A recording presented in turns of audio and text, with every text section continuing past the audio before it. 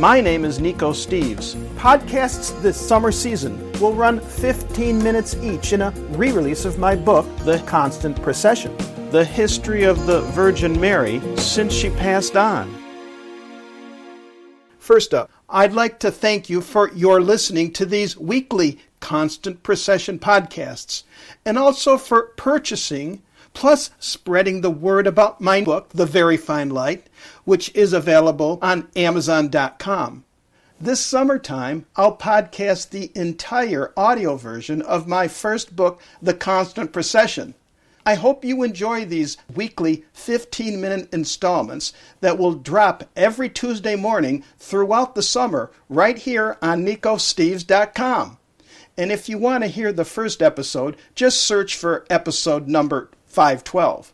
The Constant Procession is about some of the most well-known apparitions of the Virgin Mary and how my dedication to the Theotokos, or Mother of God, came about.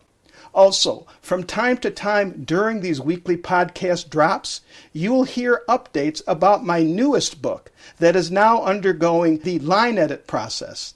This is the final creative step before publication. So stay tuned as I will include updates about this new book from time to time. Now, if you really want to keep up with the latest on the new book's self-publishing journey, join my email list at NicoSteves.com. Heck, for those who sign up and are interested, please know that I may be asking you for feedback about the book's title selection as well as the cover art design. So sign up today and tell a friend who may also enjoy this experience into a book being published. My plan is for a late summer book release. And now, my first original work, The Constant Procession. Installment 7. Bishop Zumarraga puts into works the immediate building of a small chapel on the spot until plans for a much larger, more worthy shrine could be built. Juan, by this time, wondered about his uncle. He did not doubt the lady, but wanted to see him. The bishop had an honor guard accompany Juan home. As they arrived, the village crowded around Juan Diego. His uncle, now recovered, stood up. Juan tells him everything that happened. To his astonishment, Juan's uncle related quite a story himself. After Juan left, his uncle said that he felt too weak to get the medicine left for him. His uncle felt that the end had arrived. At that moment, his room filled with light, and a beautiful lady appeared to him. Light emanated from her. His uncle's pains suddenly left him. He felt that his sickness had been taken away from him. He fell to his knees. The lady told him that she had been with Juan and had sent him off to the bishop. The lady also tells his uncle what she wishes to be called. The interpreter for the bishop thought the uncle attempted to say, "The ever-Virgin Holy Mary of Guadalupe." This shocked the bishop, as he recognized the name Guadalupe, believing it to be none other than the name of the famous Marian shrine from distant Spain, and from the official transcript of the events, known as the Nacun Methode, found in the Basilica in Mexico City.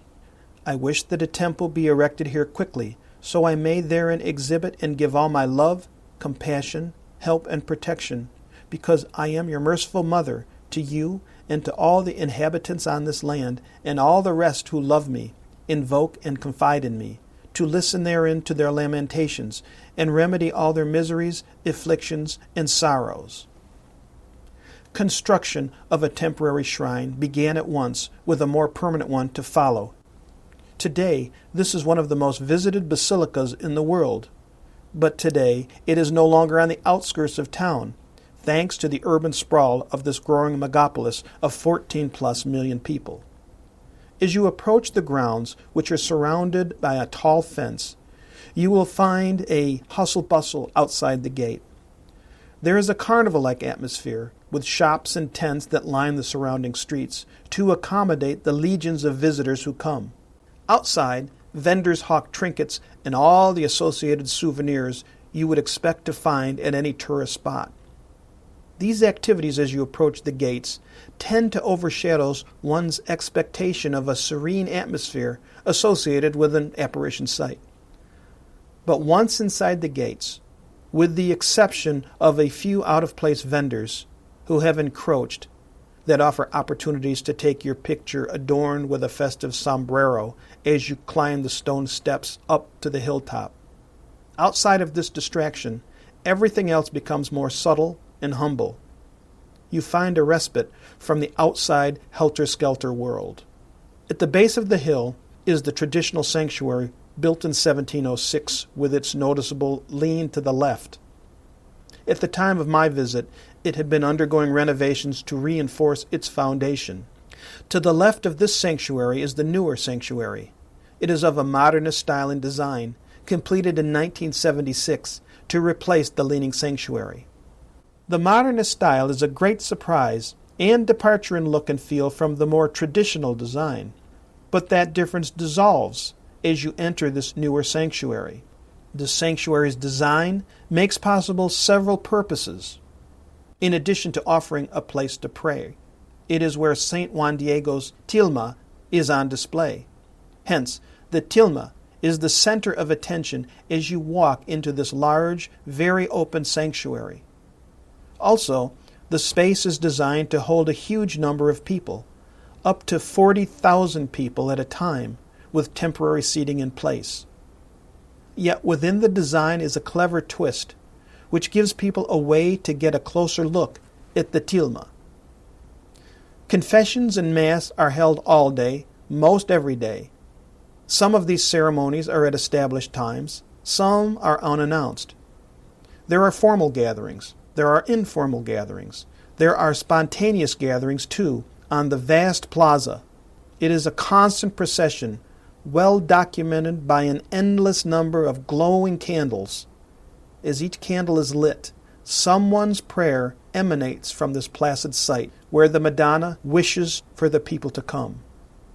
There are other structures on the ground as well. Most important is the small chapel at the top of the hill where St. Diego met with the Madonna. The rocky surface of the hillside is covered with flowers and fauna to honor the Madonna. It is not unusual to find a monk or priests engaged in conversation or meditation all around the grounds with the people who come. And Our Lady of Guadalupe has ever since that faithful day in 1531 afforded this restful contemplative space that has drawn people from around the world and from all walks of life to come to Mexico City to ask the Lady to intercede with her Son to answer their prayers. Though located in Mexico and embraced by the Latino world, the shrine Our Lady of Guadalupe is a wonderful gift for all mankind. Chapter 13. A Rare Gift. St. Juan Diego lived out the rest of his life at the site as its caretaker. He would tell his stories to the pilgrims who came. More devoted than ever to the Lady, he dedicated himself to the Lady and had been granted permission to receive the sacrament of communion more often than had been offered to the average person in those times. In 1570, 40 years after the apparition, the new Archbishop of Mexico commissions a painter to create a copy of the image left on the tilma by the Madonna. Upon completion, and with great care, they placed it on the original as a way of gathering to the copy something from the original. The bishop sent this copy to King Philip I of Spain as a gift. This happens at a critical time in the history of the world as the Ottoman success in Europe grew. Europeans had lost control of the Balkans for well over a century. The Ottomans' aggression had been ceaseless. In fact, the Ottomans held a stranglehold on most of the Mediterranean Sea. The Ottomans had a mighty navy that controlled the Mediterranean for almost 100 years as well. In a last-ditch effort to stave off a repeat of the Moors' takeover earlier in Spain from centuries before, the remaining Europeans, who fought amongst themselves, realized They had to be able to come together, and came together under leadership from Rome. They put together a consortium of European interests known as the Holy Alliance. Its main contributors are the Spanish, the Viennese, and the Romans. Among those considered to lead this alliance at sea is the grandnephew of the great Admiral Doria, who they select as admiral of the fleet of warships. His warships form part of this new alliance. The overall alliance leader is Don Juan. It is not hard to imagine why King Philip would give Admiral Doria this painted copy of Our Lady of Guadalupe that the Archbishop of Mexico had sent. Even before the battle would commence, the odds for victory favored the Ottomans. The Ottomans had very experienced sailors and seasoned captains from around the Ottoman Empire, who had the benefit of years of success in the Mediterranean. They held all the aces in the deck when compared to the ragtag collection of privateers that the Holy Alliance had gathered. Admiral Doria puts this painting from Mexico in his stateroom. Before embarking on their mission against the Ottomans, the admiral prays under the well-traveled painting to Our Lady of Guadalupe as they head out to sea to fight the powerful adversary. The battle occurs at the far eastern side of the Mediterranean Sea, near Istanbul, then known as Constantinople, near a place called Lipan. The great surprise is the Holy Alliance defeats the Ottomans in the battle. They win the day against all odds to defeat the more experienced, powerful navy. The victory, known as the Battle of Lipan, is a blow to the fortunes of the Ottoman Empire on European soil. In the history books, this defeat has been attributed to poor timing and tidal changes. The Ottomans still ruled and controlled most of the Balkans on the Eastern European continent until just after World War I. Yet this defeat in the 1600s is considered the start of the end to this particular Islamic expansion into Europe. To many, Santa Maria de Guadalupe is credited with the favorable turn of events. Chapter 14. Warmth is her way. There appears to be a constant within each encounter, wherever and whenever they occur. Aware of the vastness of the gulf between God and people, and, perhaps out of her maternal love for us, her children, she comes in a gentle, graceful manner before her seers. Just as one approaches an unfamiliar place, in silence, choosing one's steps with great care, not brash, not boisterous, options at her disposal, but rather, when she first approaches, it is as a diplomat, always in a dialect of her seer's native tongue. She spans the chasm of time and space, the here and now, for humans within the infinity of her life. Examples to her way abound. "Where are you going, Juanito?" she asks of Juan Diego. "Had we known who she was, we would have asked her to take us with her," remarked Maximin Girard, one of the seers from La Salette. Bernadette Sauvignon, seers from the Lourdes apparition, said after her first encounter with the Madonna, "I only wanted to be part of her peace." In 1664, she appears once again with her graceful approach. As I looked into the remarkable story of Juan Diego, and to the hidden icon of the Black Madonna found by Gil Cadero in his encounter with the Madonna, I began to consider the Madonna's impact on the world of yesterday. I also found it curious that so few stories have been done about such events in our times. Our Lady of Guadalupe, for those who are familiar with this apparition, will associate it with South America, the country of Mexico in particular. But there appears to be a connected history. I endeavored to continue on my quest. The history took me to the first apparition that the Roman Catholic Church recognized, Our Lady of Laus, which took place in 1664 near the French Alps, not far from Gap, France, in a little settlement called Dauphine. A chapel dedicated to the Annunciation, translated as Our Lady of the Good Encounter, had already been there before this apparition occurred.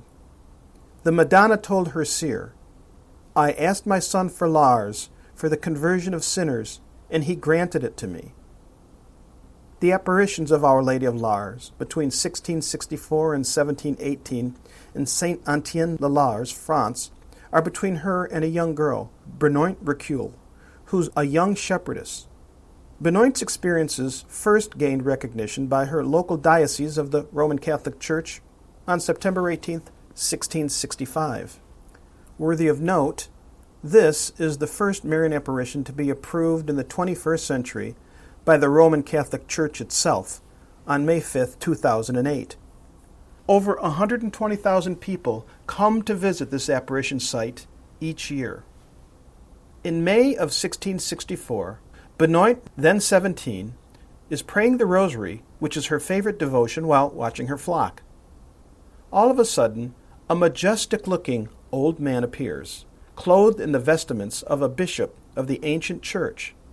He came up to her and said, "My daughter, what are you doing here?" "I'm watching my sheep, praying to God, and looking for water to drink." "I'll get some for you," replied the old man. And he went to the edge of a well that Benoit had not noticed. "You're so beautiful," she said. "Are you an angel or Jesus?" "I am Maurice, to whom the nearby chapel," which was then in ruins, "is dedicated."